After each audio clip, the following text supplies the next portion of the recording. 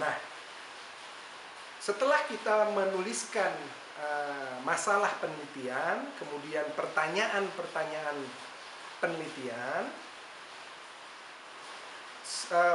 para calon-calon perawat profesional mesti memahami di dalam kualitatif kita tidak membuat pertanyaan yang membutuhkan hipotesis.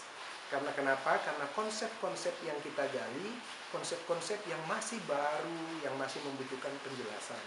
Tetapi di dalam penelitian atau pendekatan kuantitatif, kita biasanya akhiri dengan pertanyaan yang menanyakan hubungan.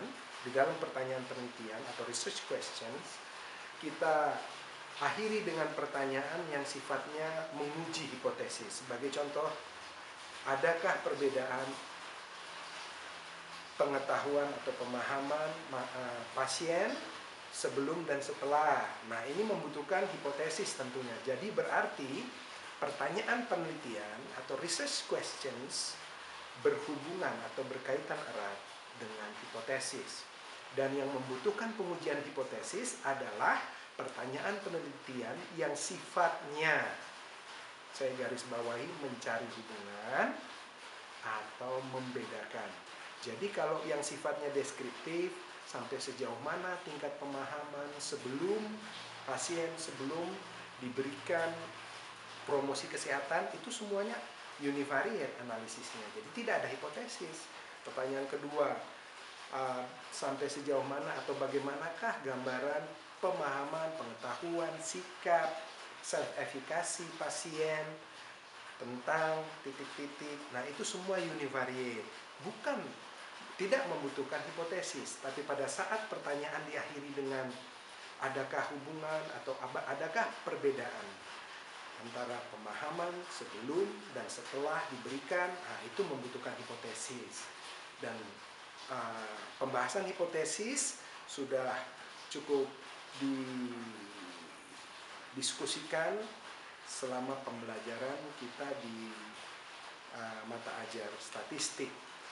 Nah, sekarang setelah kita bahas pertanyaan penelitian, tentunya masuk ke dalam tujuan penelitian. Ingat, tujuan penelitian dalam jenis penelitian kuantitatif mengikuti pernyataan-pernyataan yang ada pada pertanyaan penelitian.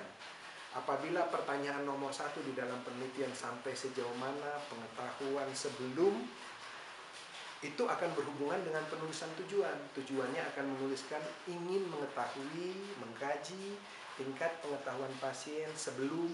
Nah, jadi semua tujuan penelitian selaras dengan pertanyaan-pertanyaan penelitian. Namun di dalam penelitian kualitatif, pernyataan tujuan penelitian mengindikasikan sifat alamiah dari penelitian tersebut. Contohnya fenomena, ingin menggali fenomena, kemudian untuk melihat pola perilaku kelompok dan yang lainnya. Jadi di sini perbedaan pola pernyataannya. Nah, sekarang kita masuk kepada penggunaan alat ukur, tools dalam penelitian. Ini sering sekali menjadi masalah. Bahkan saya cukup prihatin melihat beberapa pembimbing masih meminta bimbingannya untuk membuat questionnaire. Waduh, susah sekali ya. Apabila kita pahami, membuat questionnaire kemudian untuk melakukan penelitian tersebut itu sama dengan, saya analogikan, saya ingin menimbang badan, tapi saya buat timbangan sendiri. Tentunya membuat timbangan sendiri bukan merupakan suatu hal yang gampang. Kenapa kita tidak menggunakan timbangan yang sudah diciptakan, kemudian yang sudah dikalibrasi? Kalau kita pahami bagaimana membuat suatu tools atau suatu alat, mulai dari penelitian fenomena, grounded, sampai kepada uji coba questionnaire, sampai kepada melakukan proses validasi dan reliabilitas, sebagai pembimbing tidak akan tergopoh-gopoh untuk meminta mahasiswanya melakukan pembuatan atau pembangunan suatu kuesioner. Karena kenapa? Membuat alat penelitian, alat kaji itu sama dengan merupakan satu penelitian khusus dan penelitian yang besar. Nanti Anda akan pahami apabila Anda melanjutkan kepada level pendidikan yang lebih tinggi. Tapi ingat, investigator di dalam kualitatif, kemudian peneliti di dalam penelitian kuantitatif harus menemukan data yang menunjukkan, merefleksikan kebenaran. Artinya, kalau alat tersebut tidak menggambarkan kebenaran, otomatis hasilnya tidak ada manfaatnya. Ya. Jadi, tidak akurat. Maka itu saya ingatkan, apabila kita hendak melakukan penelitian, usahakan gunakan tools atau questionnaire atau alat ukur yang sudah ada. Jangan membuat sendiri, ya. Karena pada saat kita membuat sendiri, potensialitas terjadi inakurasi, bias, kemudian kegagalan akan sangat tinggi. Sehingga hasil-hasil tersebut tidak menggambarkan penelitian tersebut. Sehingga topik atau konsep tentang validity dan reliability sangat perlu kita bahas. Apa perbedaan antara validity dan reliability? Dari katanya saja, dari kalimatnya saja, asal katanya saja, validity itu berbicara tentang keabsahan. Keabsahan atau kebenaran. Di dalam reliability bermakna tentang kebenaran. Ya. Jadi sesuatu yang sifatnya seperti wajah uang logam tidak bisa dipisahkan. Validity artinya benar, reliability artinya dapat dipercaya. Sebagai contoh, saya menimbang badan di sebuah institusi pelayanan kesehatan. Begitu saya timbang badannya, loh kok berbeda dengan timbangan saya di rumah? Kemudian saya tanya perawatnya akan bertanya, silahkan Pak dikurangi aja 3 kilo. Tentunya tidak segampang itu. Artinya hasil timbangan tersebut keliru atau tidak valid ukurannya, artinya hasilnya tidak dapat dipercaya. Itulah perbedaan konsep. Kalau saya terima suatu berita dari seseorang yang memang berita katanya dapat dipercaya, selalu benar dan sesuai dengan kenyataan, benar dan sesuai dengan kenyataan itu valid.